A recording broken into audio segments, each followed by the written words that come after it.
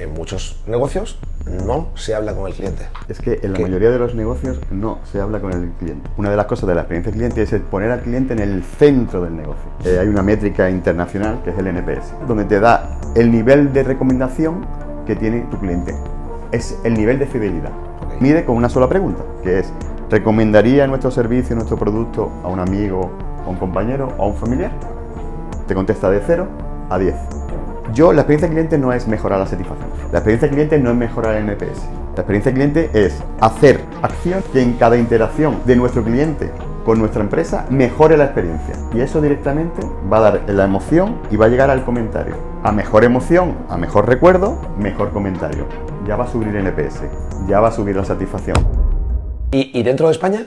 ¿Notas diferencias entre comunidades o entre sitios de costa, sitios de interior, sí, o islas y península? ¿Hay diferencia de hábitos de consumo? El trato con el cliente es muy distinto en el sur que en el norte de España. Es decir, la relación que tiene el cliente con la empresa es muy distinta en el norte que en el sur. Es decir, en el sur es como somos nosotros más, es decir, somos mucho más amigables, mucho más directos, mucho más entramos dentro. En el norte es un poquito más, hay un murito. Entonces eso también hay que tenerlo en cuenta a la hora de hacer empresa. O sea, ¿te refieres a que el vendedor, pues a lo mejor es más seco, más frío, más... El vendedor y el cliente. Y el cliente. Es decir, no es lo mismo la empatía que puedes conseguir en el sur con la empatía que a lo mejor tienes en el norte entre cliente y vendedor. No es lo mismo. Bueno. Son muchos aspectos que hay que tener en cuenta. Pero no significa que sean ni peores ni mejores clientes. Para nada, son exactamente igual de buenos, simplemente que cosas que nos pueden funcionar con cierto tipo de clientes en ciertas zonas no nos van a funcionar en otras zonas. Bueno. Esto es así. Bueno. Pero vamos, esto es experiencia cliente y en cualquier experiencia en la vida, norte-sur. Sí, totalmente. ¿Vale? Oye, y vamos a centrarnos en el tema específico de trasteros o de self-storage. En nuestro sector hay dos tipos de centros. Vamos a categorizarlos en dos tipos de centros.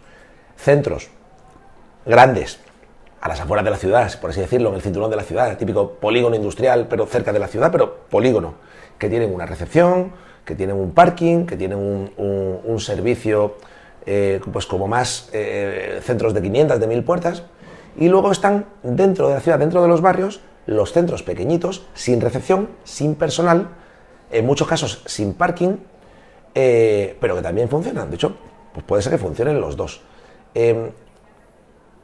Claro, y déjame que elabore esto un poquito, Roberto.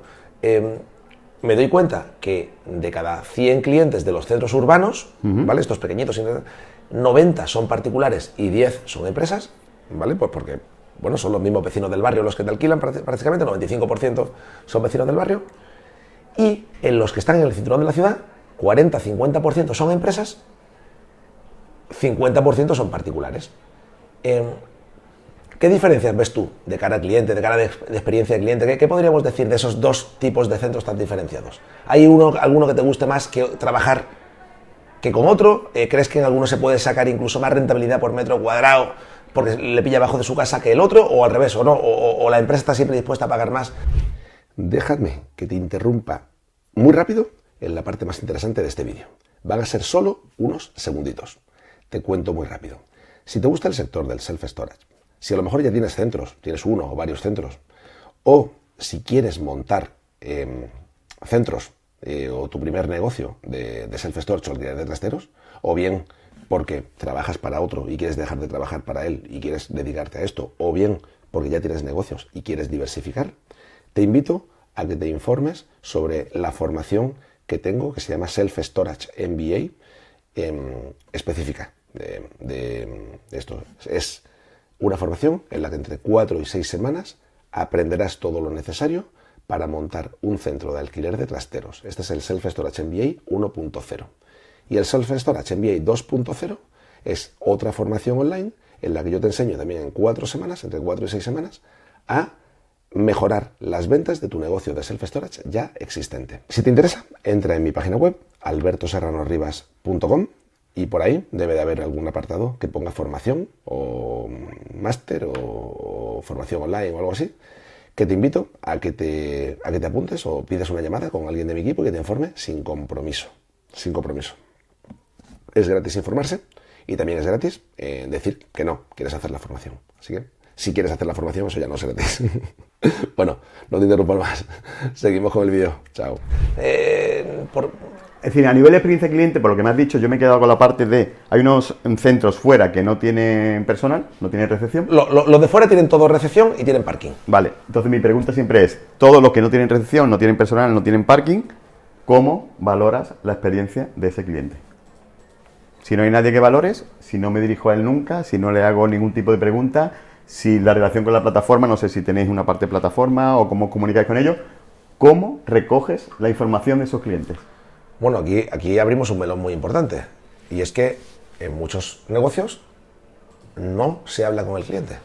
Es que en la mayoría de los negocios no se habla con el cliente. Una de las cosas de la experiencia cliente es el poner al cliente en el centro del negocio. Por eso, a mí lo que me ha llamado la atención no es tanto el 50-50, sino ese cliente que está en el centro del centro de la ciudad. Sí, los barrios, sí. ¿Qué feedback recibimos de él? Bueno, en principio no recibirías ninguno, porque no llegas a hablar con él nunca. Bueno, sí, a lo mejor que te ponga una reseña positiva o negativa en Google, ¿no? Pero ya la reseña tiene que salir porque ha pasado alguna causa en el que te va a poner la reseña. La experiencia cliente lo que tiene que conseguir que esa persona, a través de vuestras aplicaciones, a través de X, mandarle encuesta, como sea, conseguir su feedback. Porque es un feedback que estáis perdiendo, es una información valiosísima que estáis perdiendo del cliente. O sea, tú recomiendas a cualquier empresario de trasteros que hable con su cliente.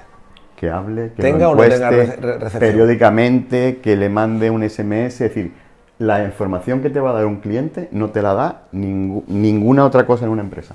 Porque al final es la persona que está sufriendo tus servicios, entre comillas. Vale, aquí, claro, entonces, y siguiendo al hilo, tú podrías pensar que es hasta bueno, y entiéndeme, que te ponga una reseña negativa, porque te enteras lo que pasa en tu casa cuando tú no estás delante. O sea, que siempre y cuando no sea una reseña falsa. El problema es que tenemos que llegar al punto de medir la experiencia, de saber, de tener ese contacto con el cliente para no enterarnos del problema en la reseña. La experiencia cliente lo que quiere es adelantarte a esa reseña negativa, porque tú le estás preguntando al cliente en todo momento qué es lo que estás haciendo bien, qué es lo que estás haciendo mal. Y entonces, de esa manera, nos evitaríamos incluso la reseña negativa, porque solucionaríamos el problema antes de lo mejor de esa reseña. El problema es venderlo todo a la reseña, porque en la reseña ya no puedes hacer nada. No, ya vas tarde. Y en cambio, o sea, si tú a ese cliente le hubieses preguntado... es mejor eso que nada, una reseña es mejor que nada. Claro, por supuesto, ya por lo menos tienes una reseña. Pero ¿cuántos clientes se te han ido sin hacerte reseña y tú te preguntas, ¿y por qué se ha ido? Ya no lo vas a saber nunca. En cambio, si tú eres capaz de tener esa comunicación con el cliente, siempre vas a tener información sobre tus servicios. Vas a detectar problemas por adelantado. Además de que con la experiencia cliente, como he dicho anteriormente, se va a convertir en una pata de tu negocio. Porque eso va a incidir en la cuenta de resultados de tu negocio.